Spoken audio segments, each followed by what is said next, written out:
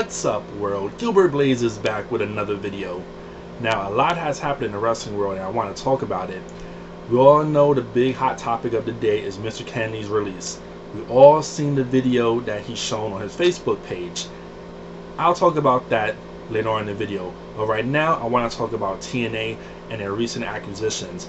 You got Raven, who signed back with TNA, which shocks me. But to see him and Stevie Richards together again is great. It's phenomenal. I love this two together, and we'll see what happens with them. They're going to work with Abyss, so it should be interesting. I was really shocked to see Shane Douglas back. I thought he was completely done with the business, and I don't think he's in wrestling shape anymore, so it'll be interesting to see what they do with him. You got Elijah Burke debuting this week. You also have Taz coming soon. I mean, he's all but confirmed that he's going to TNA, so that should be interesting right there. But I want to talk about the main person they got, and that is the one and only Victoria.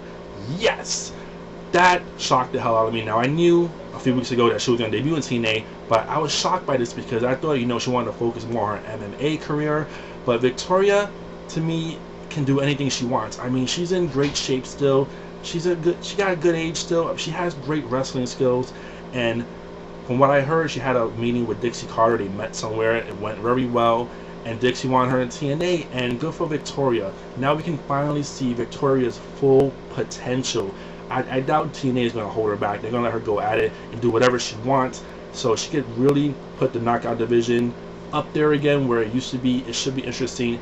I do see her as the champion, but I don't want her to win a title right away. Let her work with Angelina Love. Let them build up a little good feud, and we'll see what happens. But I'm really, really excited to see what Victoria can do in TNA. And with the schedule they got, she can still do wrestling, and she can still do MMA, and she can still do a lot of other things. So TNA has a great schedule for that. So that should be interesting right there. You know, on to WWE and the women's division again. Gail Kim is a big topic of mine. I'm a huge Gail Kim fan, and everyone knows about that. And the way she's been dealt with has been extremely disappointing. How can someone debut and come back and not have any sort of mic time whatsoever? You know, there's reports that WWE is disappointed in her. They're disappointed in her in-ring work. Well, hello, how can she develop her character if she even has a character if she hasn't been able to speak? We have not heard one word out of Gail Kim's mouth, and that is fucking pathetic. How can you not let this woman speak? Let her fucking speak. They had her winning matches when she first came in, and now all of a sudden she's a jobber now, and she's just losing every single match.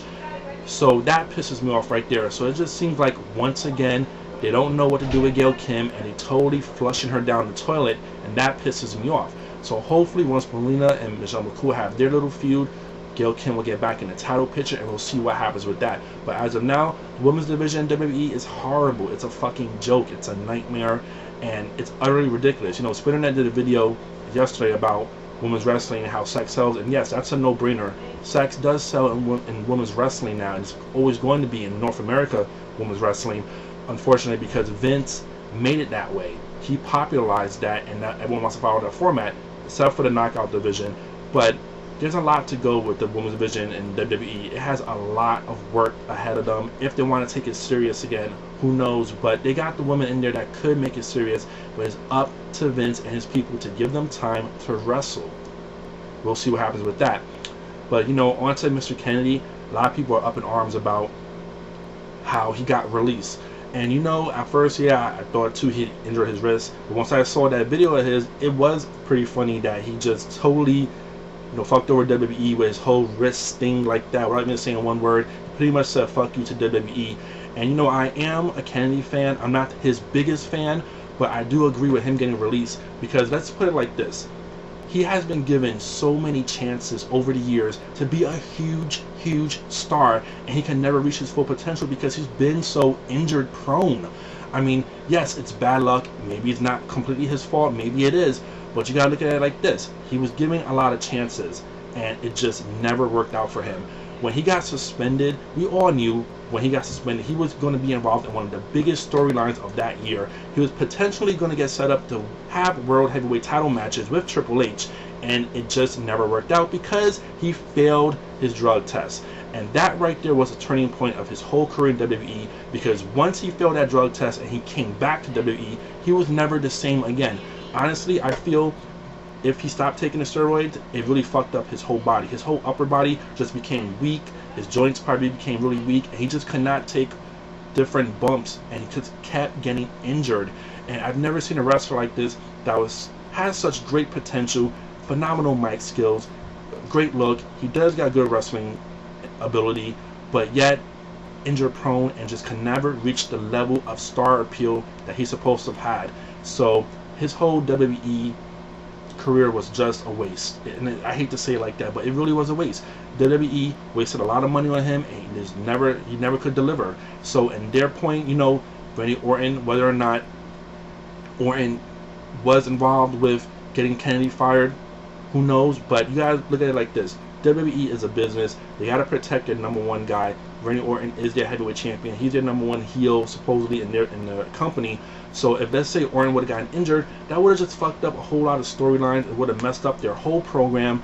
So they had to protect Orton. Now, from what I heard, Orton spoke to Kennedy backstage. It wasn't a heated discussion, so we know of. So we don't know if Orton really did get him fired or not. There has to be more to this story for us to really speculate. But as it seemed right now that Orton did supposedly get him fired.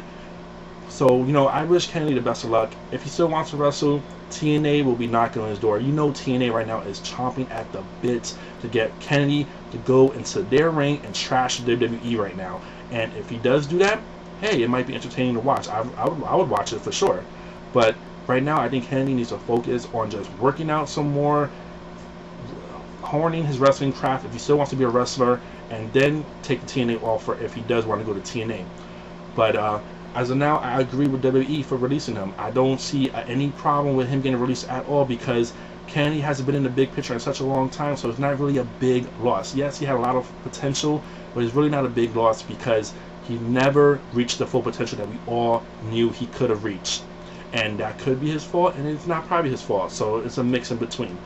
So, you know, before the video goes out in 10 minutes, I just want to give a quick shout out to everyone who keeps sending me emails about my mom. You know, I really appreciate that a lot. It really means a lot to me. My mom has been day to day, and she's just trying her best to, you know, take her medications, and her surgery is scheduled for next week. They kept pushing it back for some strange reason, which kind of pissed me off. But her surgery is scheduled for next week, so hopefully once she gets the surgery done and she can make a full recovery, then hopefully she'll be on her way to getting better. But, you know, my mom is day to day. She has her good days, she has her bad days. So I really appreciate everyone for, you know, continually asking me about my mom. I really appreciate that a lot. And I really wanted to make a video because I haven't made a video in a while. I'm still watching wrestling. I'm still keeping my eye on things. I'm still busy with a lot of stuff, with work in general, and just doing my thing. Trying my best to enjoy the summer as much as I can, and also take care of my mom. So I hope everyone's been enjoying their summer. You know, ROH's show is coming up in I think 2 more weeks or so I can't wait for that. And Ric Flair, hopefully Ric Flair will still be there for the autograph signing, because as we all heard, you know, WWE pulled Ric Flair out of ROH from doing anything related with ROH. And if Ric Flair isn't at the New York show, that's really going to upset a lot of people. It's really foul for WWE to do this, and I'll make another video about that later on in some time, but my time is a little bit running up now. So to you all, thanks again for all the well wishes about my mom, and I hope you all enjoy your week. Peace.